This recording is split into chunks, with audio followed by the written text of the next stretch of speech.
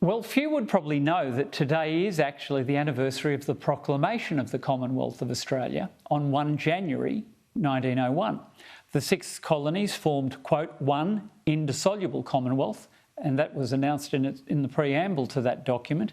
Our next guest would be probably one of a small minority who actually knows this is the foundation date of Australia, because she's a formidable constitutional lawyer, having served as associate to the exemplary black-letter lawyer, His Honour Justice Ian Callanan QC of the High Court of Australia. Only last week she was appointed as the Minister assisting the Attorney-General Christian Porter.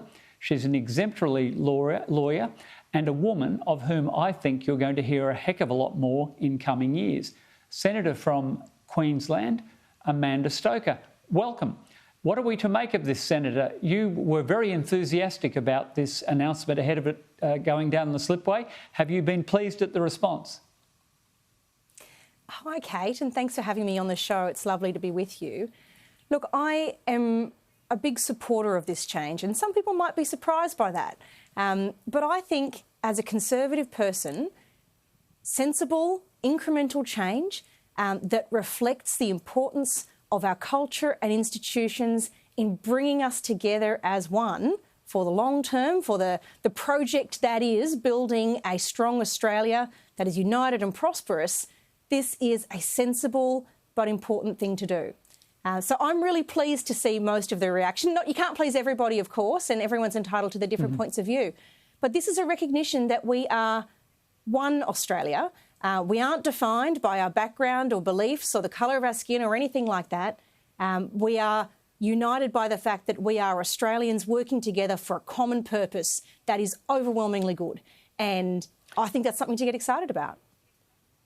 And your colleague Ken Wyatt wrote a very powerful opinion piece today where he threw his weight behind this as well and said that it had been the product of a process of consultation. So, you know, there's a man who's of the stolen generations endorsing it, and I know you're a black letter.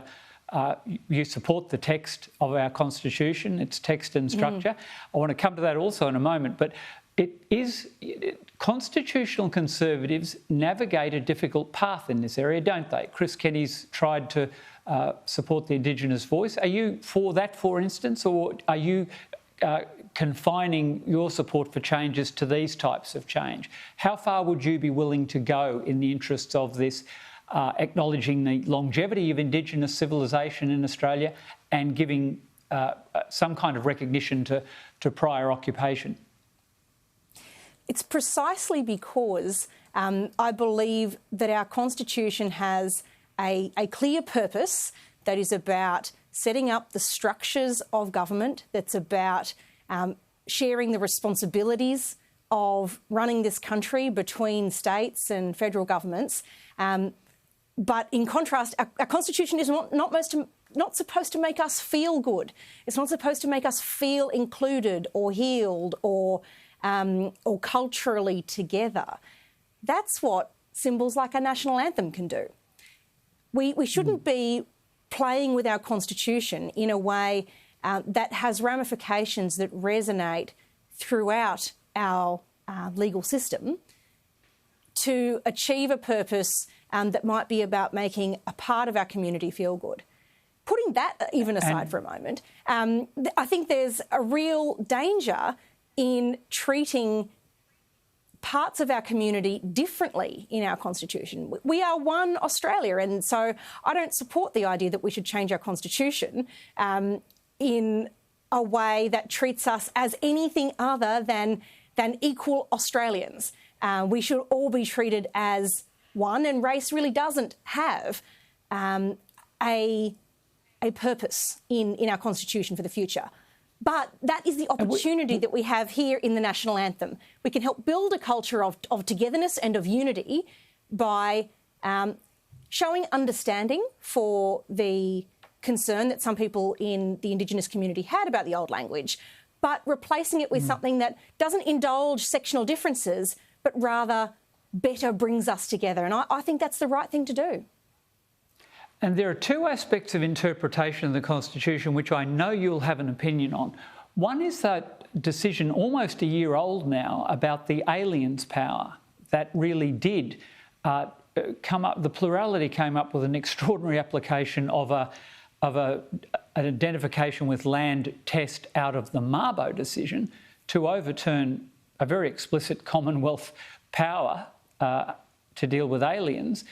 And secondly, I guess in our preamble, we talk about an indissoluble Commonwealth, and we've been watching it dissolving all year with border closures.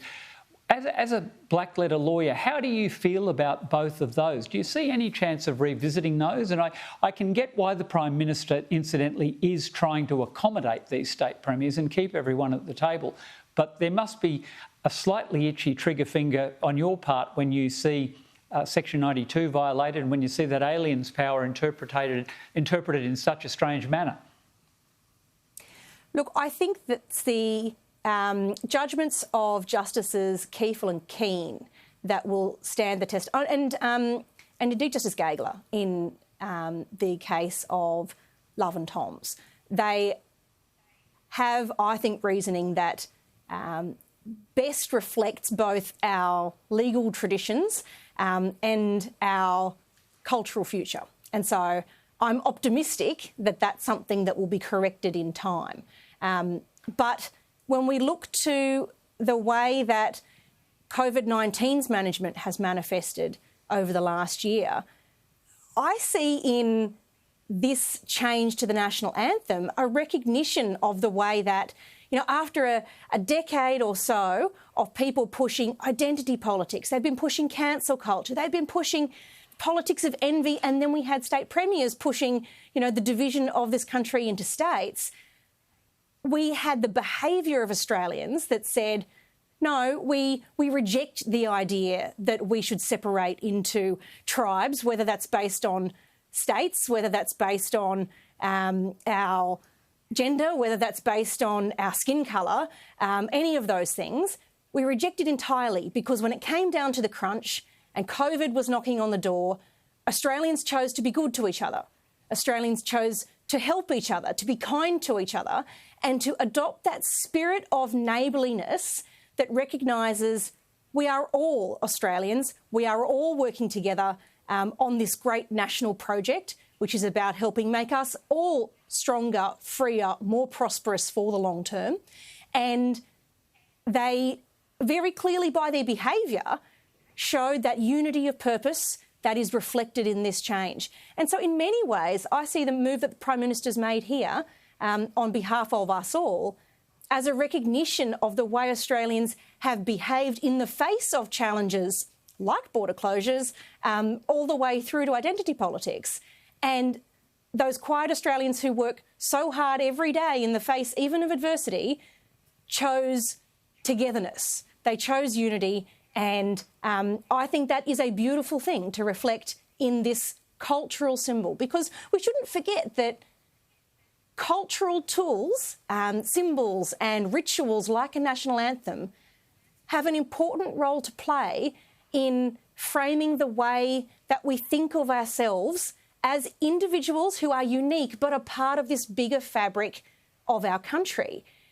You can draw a contrast with places where people haven't identified in a neighbourly way as part of a nation, and instead have identified simply with a religious belief or an ethnic background or a racial background. And when that happens, at the first challenge, those nations fall apart. And you can look at the former Yugoslavia, you can look at Nigeria, you can look at Syria. There's plenty of examples from history.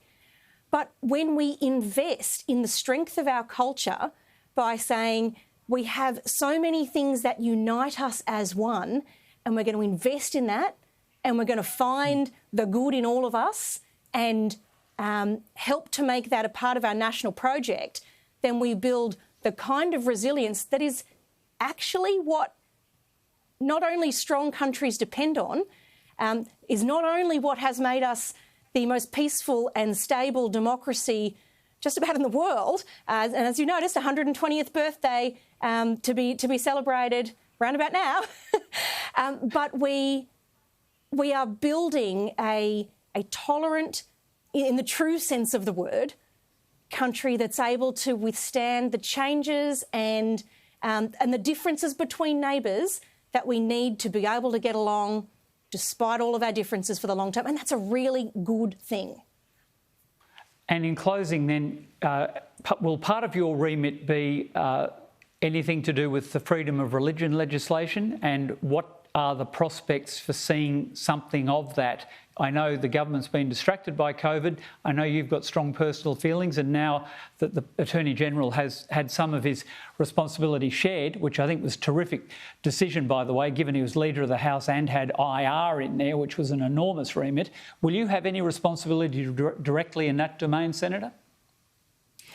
Look, I won't go into the charter letter yet, but I have always taken a strong interest in all of the fundamental freedoms, one of which is freedom of religion, but it also includes freedom of association and freedom of speech, the freedom of Australians to be able to agree to disagree respectfully without being dragged before a tribunal.